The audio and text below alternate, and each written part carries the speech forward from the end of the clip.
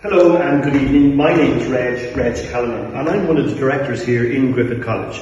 I want to welcome you to one of what is my favourite part of the actual college. This is a part of the Daniel O'Connell building. Why Daniel O'Connell, you might say? Well, Daniel O'Connell is a famous person in Irish history. Many years ago, back in the 1800s, Daniel O'Connell would have been responsible for what's called Catholic emancipation. In that time in Ireland, people who were of the Catholic religion were not allowed to practice their faith.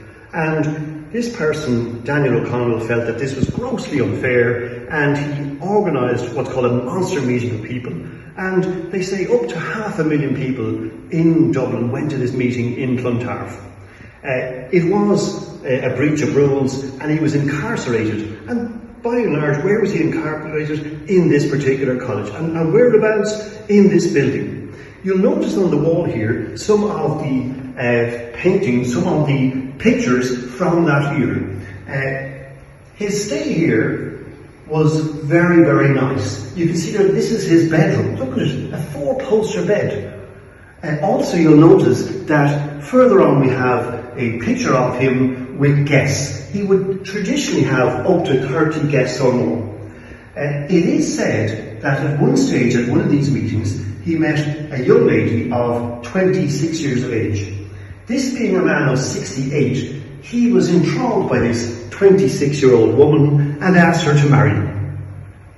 This is all during his incarceration, I add. She did refuse, I'll add also. You'll notice in this particular picture, which was around 1900, it is a picture of the barracks as it was then called.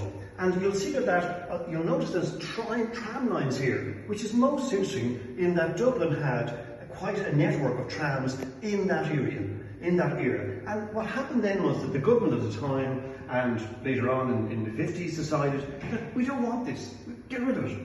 And now we're back with our Lewis. This one here is also an interesting picture because it shows you the coal yard, which is exactly where it is and has been since, again, as you can see, the 1900s. And coal would have been shipped by barge up to different parts of the country. This other one here is very interesting because this was actually a recruitment barracks in 1922. And it would be recruitment for the newly formed National Army at that stage. This particular building would have been for the officers. The other part of the building, what we now call the Art of Griffith building, was essentially for the rank and file soldiers.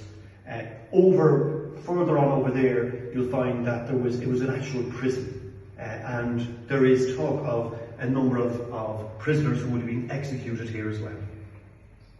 Thank you for your attention in this very short, brief history of Griffith. If you want to find out more, you'll find there's a history of the campus, 1813 to 2013, and we will be updating that in the next year or so. So you're welcome to avail of this. If you just ask a reception, our reception staff will help you with that.